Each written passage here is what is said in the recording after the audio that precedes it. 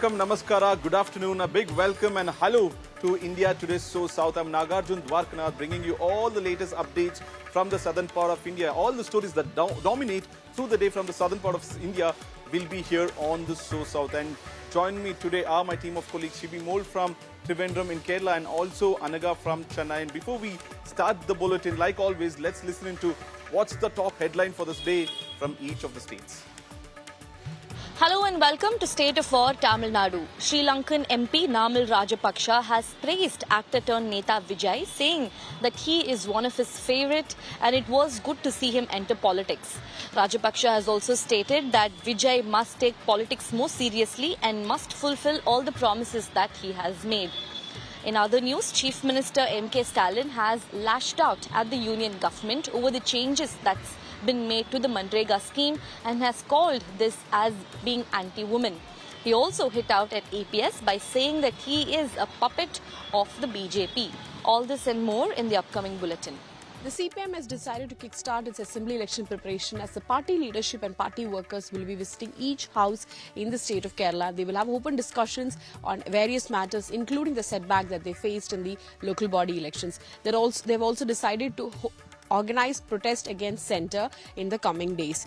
In other news, the SIT has approached Kerala High Court in the Sabarimala gold theft case, requesting to expand the investigation team to complete the probe in time.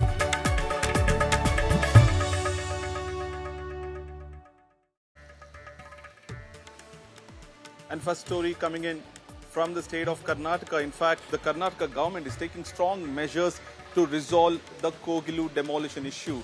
Karnataka Chief Minister Siddaramaiah has announced that the evictees from illegal sheds will be allotted alternative homes and shelters starting from the new year, that is January 1st as well. He emphasized that the action will be taken against the official in the revenue department as civic officials have given the shelters without such permission. So action will be taken against officials who allowed this encroachment as well. And notices issued to illegal activities cannot be issued is what Chief Minister has said, and without authorities' knowledge, this wouldn't have happened. Meanwhile, the opposition MP in Kerala, John Brittas, has hit out at the Karnataka CM and Deputy CM, saying Kerala cannot remain mum over bulldozer justice in Karnataka. Deputy Chief Minister D.K. Shivakumar has defended government stance, stressing that the demolition was aimed at protecting government properties and preventing illegal occupation in Bengaluru as well. He reiterated that alternative arrangements would be made for eligible victims with proper verification of residents and their documents as well.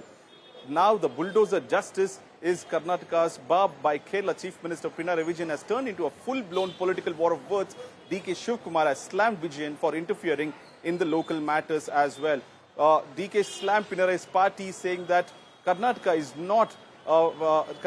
not fielding such people and cannot make any comments about it, is what D.K. Shivakumar has said. Listening to what first John Brittas had to say and then D.K. Shivakumar. Chief Minister of Kerala, he has made it an issue because the election is coming, assembly election is coming in the month of March or April. That is why he has sent one MLA and also Rajya Sabha member to this Kogilu.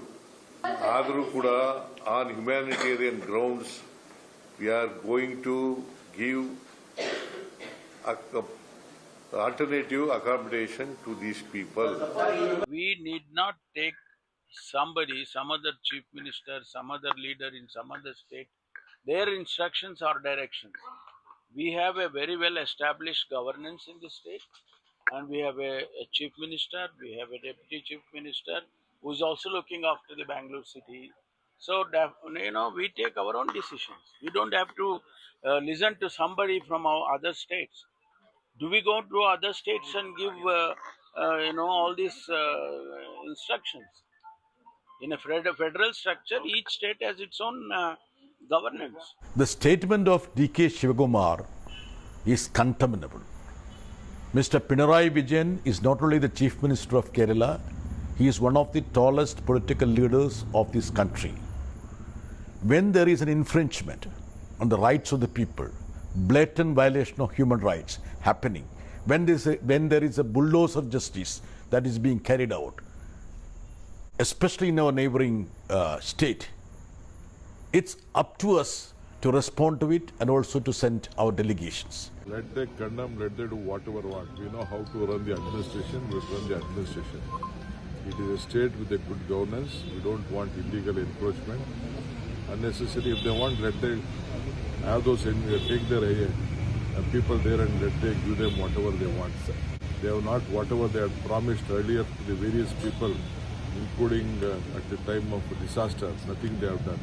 But we know how to handle our people, we do it. And moving on to the news story as well, it's an ongoing saga here in Karnataka and a fresh twist ahead of the new year in the Chief Minister race. An MLA from D.K. Shivakumar camp, Iqbal Hussain from Ramnagar, has now dropped a bombshell over the power change in the state of Karnataka. This, even as the High Command has issued a diktat to all the MLAs to remain mum over Chief Minister Karnataka. Iqbal Hussain has gone on to say that Iqbal said he claims that D.K. Shivakumar will now take over the power in the state either on Jan 6th or on January 9th. So that's 1 week away from now. On Jan 7th, Chief Minister will achieve the feat of becoming the longest serving Chief Minister of Karnataka after overtaking the former Chief Minister Devrajars.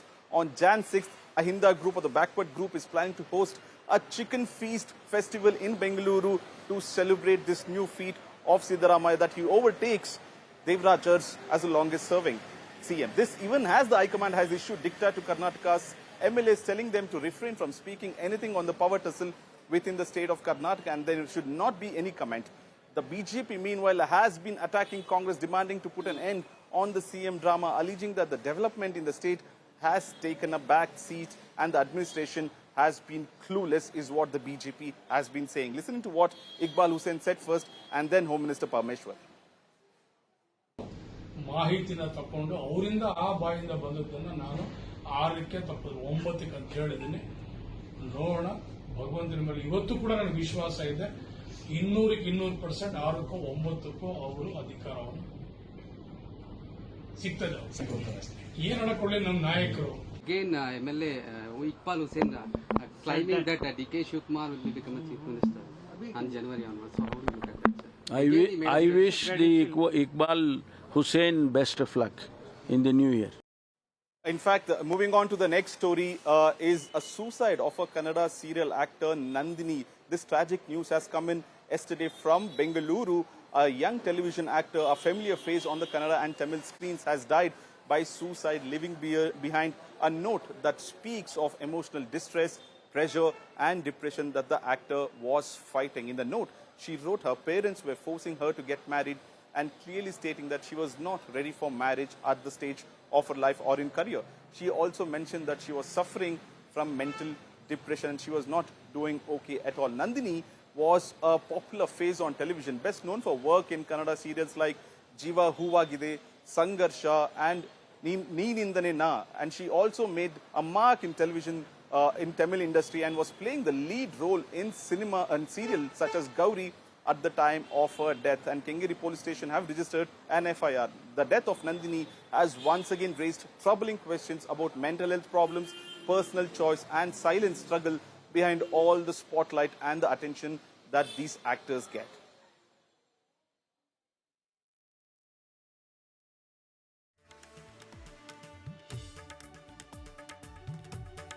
And moving on, a horrific incident has come to light here in Bengaluru. A gang of around 10 youths armed with rods and weapons attacking a man named Bashir has come to light in Bengaluru's Banashankari 3rd stage on Sunday night. The group arrived in a car and on bikes, vandalized the car while Bashir was in the car, and they smashed the windows and then assaulted him as well. CCTV cameras have now recorded the incident. Bashir, the victim, has sustained some injuries and was bleeding from face and his body. The incident occurred between 8:30 p.m. to 9 p.m. on Katriguppe main road on Sunday, is what we are told. Now, the case has been registered and police have arrested 6 such people, and the motive for this whole crime was that there was some personal rivalry between Bashir as well as the 6 accused, and all the 6 accused have been arrested by the Bengaluru police. And these were the stories from the state of Karnataka. And moving on to Tamil Nadu, Anaga Keshav will take it from here.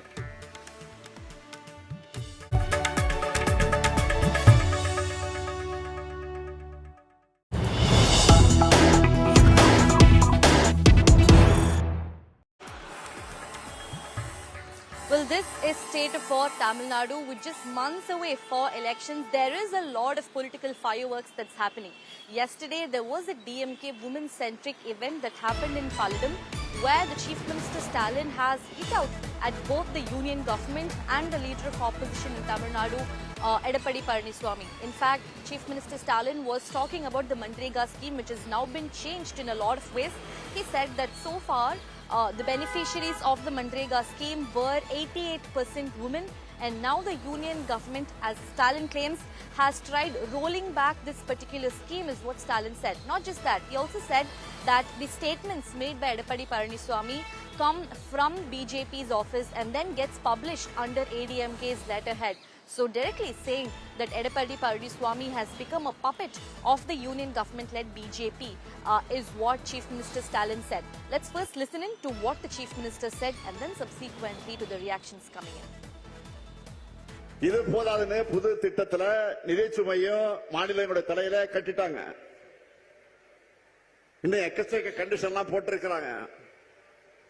அதெல்லாம் வச்சு பார்த்தா இதுவரை கிடைச்ச 40 சொச்ச நாள் கூட இனி வேலை தெரியாத கிடைக்குமான்னு தெரியாத நிலையில நாம இருக்கோம். எதையாவது படிச்சாதுன்னா இதெல்லாம் திரு பழனிசாமிகளுக்கு புரியும். கமலாலயத்தில் எழுதி கொடுக்கறது அறிக்கையை அதிமுக லெட்டர் பேட்ல வெளியிட்டு அத்தோட கதை முடிஞ்சிச்சு போயிடுறாரு. They have about 150 days of farming work. After that, they don't have any work. So MGNREGA was introduced so that at least for 100 days the people will have some money for spending for their families. But this government has changed this. They may say that they have increased the amount or the number of days, but they have to decide on what work the people should do. That is what they have said. So then it becomes their choice. In the villages like Tamil Nadu, already there are many developmental activities going on. So they will not give money to Tamil Nadu. They will take it to some other state. And for the past 10 years after this government had come, they have reduced the amount of MGNREGA funding to states.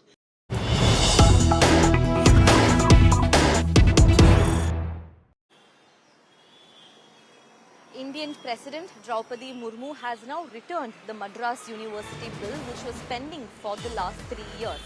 Now, in the year 2022, the Tamil Nadu Assembly had passed the Madras University bill, which means that the state government will have more control over appointment and removal of the Vice Chancellor at Madras University.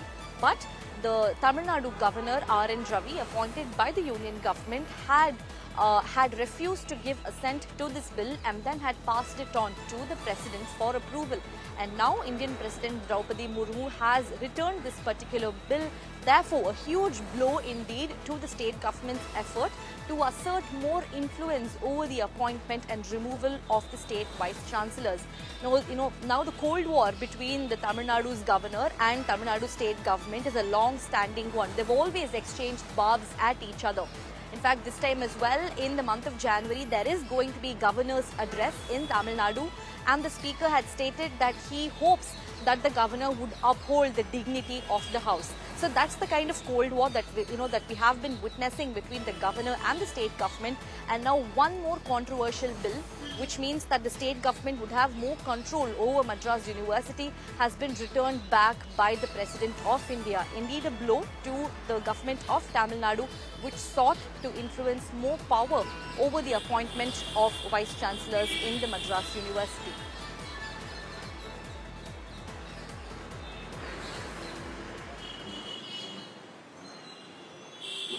Well, in fact, the Sri Lankan MP Namal Rajapaksa has come out praising actor-turned-Neta Vijay. In fact, he says that actor Vijay is one of his favourites and he hopes that Vijay will continue to be in politics and take it more seriously, and that he should fulfill all the promises that he has made so far.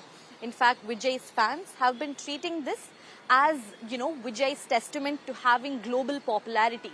But the DMK has hit out by saying that it's only the fans who are imagining about Vijay's popularity, but on ground, Vijay will not be able to translate his fan and frenzy to votes, is what the DMK said. Let's listen in to India Today's exclusive conversation with Sri Lankan MP Namal Rajapaksa and then to what the DMK had to say.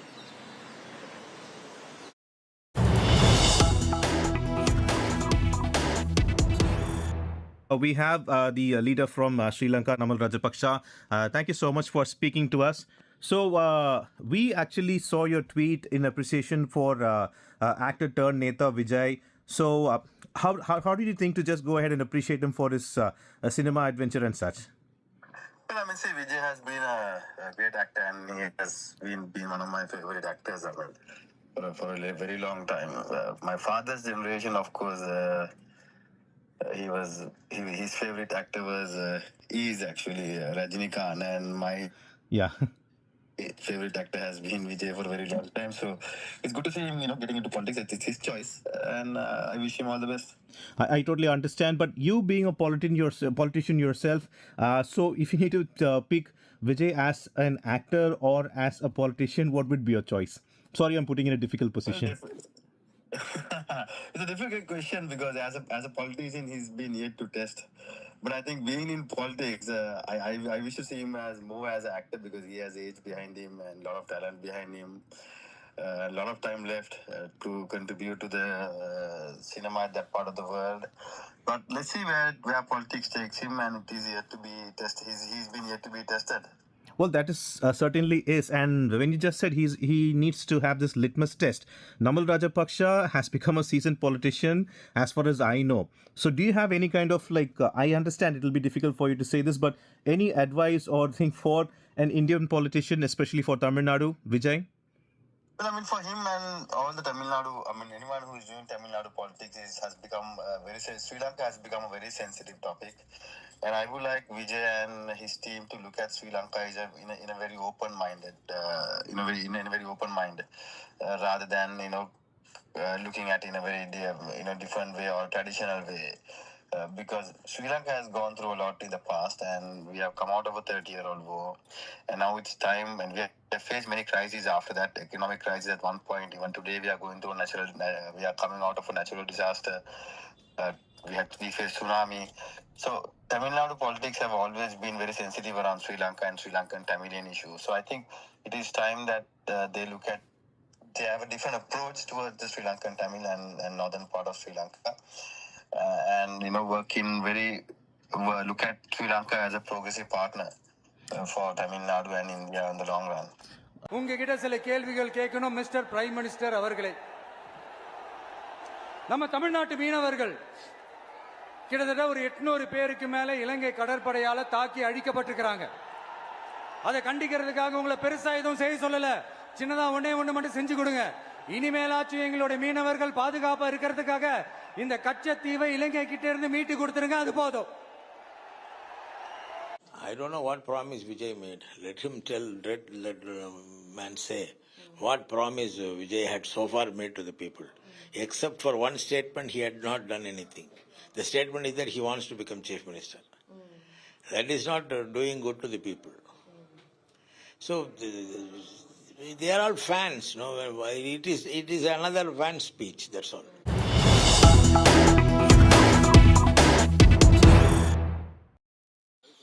The Tamil Nadu government has spoken about the drug menace that's rampant in Tamil Nadu after what happened in Tirutani. 4 intoxicated minors brutally thrashed up a young man who hailed from Odisha under the influence of drugs. A day or two after that, now the Health Minister Ma Subramaniam has spoken about the drug issue in Tamil Nadu. In fact, the Health Minister claims that Tamil Nadu is a state that's drug-free. He says that there is no drug usage in Tamil Nadu, and he gives examples by saying that Pan Parak especially has been banned in Tamil Nadu, but but in states like Karnataka it is still being sold, he says. He also says that even the cultivation of cannabis is completely wiped out, and if anybody comes and alerts to the Tamil Nadu police about cannabis being cultivated, they will hide the one who's complaining and then go ahead and wipe out all the cannabis is what health minister says.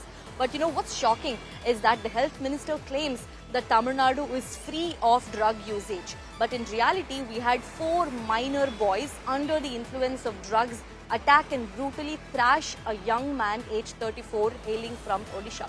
Let's look at what the health minister had to say. இந்த அரசு பொறுப்பேற்றதற்கு பிறகு மிகப்பெரிய அளவில் அதை கட்டுப்படுத்தி அந்த போதைப்பொருள் நடமாட்டம் இல்லாத மாநிலமாக ஆக்கியிருக்கிறாங்க. குறிப்பாக இந்த பான்பராக்கு இந்த இதெல்லாம் தமிழ்நாட்டில் மட்டும்தான் நம்ம கட்டுப்படுத்தி இதுக்கு தடை வச்சிருக்கிறோம். கர்நாடகாவில் அது வெளிப்படையாக விற்கிறாங்க. இப்போ அங்கிருந்து வரும்போது அதோட பார்டர்லாம் தீவிரமாக செக் பண்ணி பண்ணுறாங்க. இப்போ கஞ்சாவை பொறுத்த வரைக்கும் 0% கல்டிவேஷனுங்கிற மாதிரி ஒட்டுமொத்தமாக தமிழ்நாட்டில் எங்கேயும் இல்லாத நிலை இருக்குது. யாருக்காவது இப்போ இந்த குற்றச்சாட்டு சொல்லுகிற எதிர்க்கட்சி தலைவர்கள் அல்லது எதிர்க்கட்சியை சேர்ந்தவர்கள் எங்கேயாவது விற்குதுங்கிறத தகவல் சொன்னாங்கன்னா அரசு நிச்சயமாக அவருடைய பெயர்களை மறைத்து ரகசியமாக பாதுகாத்து நடவடிக்கை எடுப்போம். பொதுவாக இப்போ அந்த விழிப்புணர்வை பொறுத்த வரைக்கும் மாண்புமிகு தமிழ்நாட்டின் முதலமைச்சர்கள் தொடர்ச்சியாக ஒவ்வொரு வருஷமாகவும் கல்லூரி மற்றும் அரசு உயர்நிலை பள்ளிகளில் ஒரு விழிப்புணர்வு உறுதிமொழியை எடுத்து கிண்ண சாதனையாகவே பண்ணின்னு வராங்க. That's all from the state of Tamil Nadu. For more stories from Kerala, let's move on to my colleague Shivakumar.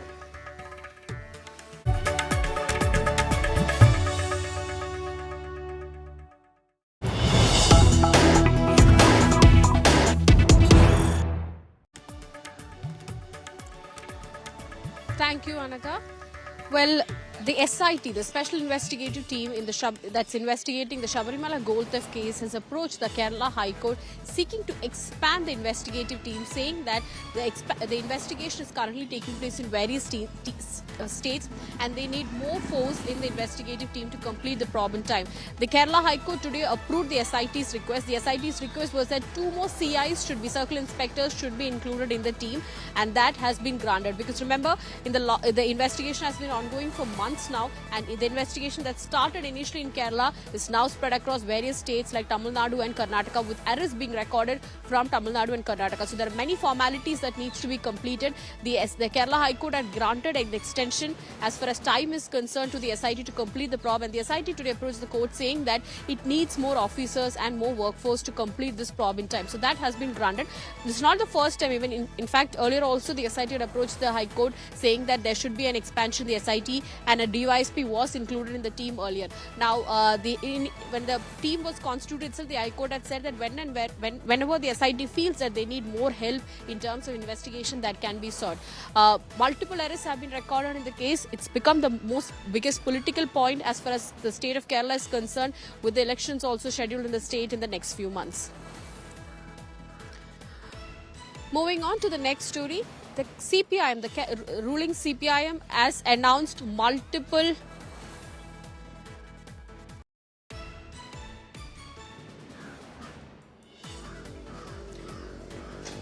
Well, moving on to the next story, the CPIM is gearing up for the assembly elections preparations, as the CPIM has announced that they will be visiting the houses in each house in the state and will have an open discussion with the people of the state on various matters, including the reasons behind the major setback that they faced during the last election that was held for the local bodies in the state of Kerala in the month of December.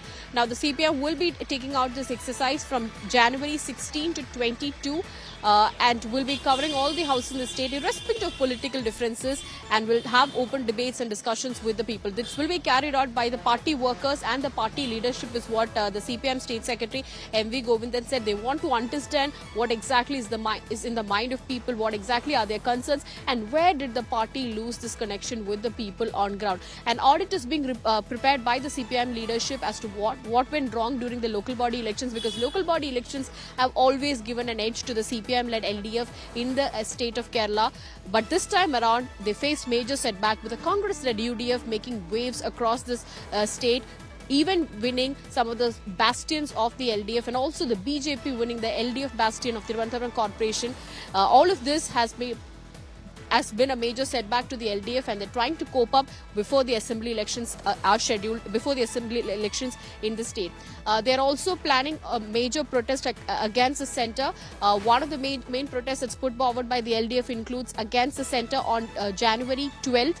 This will be led by Chief Minister Pinarayi Vijay. The ministers, the MLAs, the MPs and the party leaders, all of them will be sitting on a satyagraha at the Martyrs Square in Thiruvananthapuram on Jan 12th is what the CPIM leadership has informed. So all these activities in the coming month, the LDF said that they're going to catch the ground and understand what exactly went wrong and what can be done and fix these issues before these elections are announced in the state. Listen to MV Govindan, the CPIM State Secretary.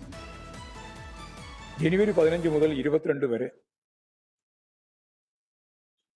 കേരളത്തിലെ എല്ലാ വീടുകളിലും ഞങ്ങൾക്ക് ഉണ്ടായ പരാജയം ഉൾപ്പെടെയുള്ള കാര്യങ്ങൾ വെച്ചുകൊണ്ട് തന്നെ തുറന്ന ഒരു സംവാദത്തിന് കക്ഷി രാഷ്ട്രീയ വ്യത്യാസമില്ലാതെ മുഴുവൻ വീടുകളിലും കയറി പാർട്ടി നേതൃത്വം മുതൽ താഴെ തലം വരെയുള്ള മുഴുവൻ ആളുകളും ഒരാഴ്ചയിലധികം നീണ്ടു നിൽക്കുന്ന ഈ ഗൃഹസന്ദർശന പരിപാടി അവരുമായിട്ടുള്ള ആശയവിനിമയം ശക്തിപ്പെടുത്തണം, ഗൃഹസന്ദർശന പരിപാടി നടത്തണം എന്നിപ്പോൾ തീരുമാനിച്ചിട്ടുണ്ട്. With that, we come to the end of today's episode of SoSouth, and thanking Anaga Keshav and Shibi Mol for bringing us all the latest updates from the ground. We'll see you once again at 1 p.m. tomorrow. Until then, keep watching India Today.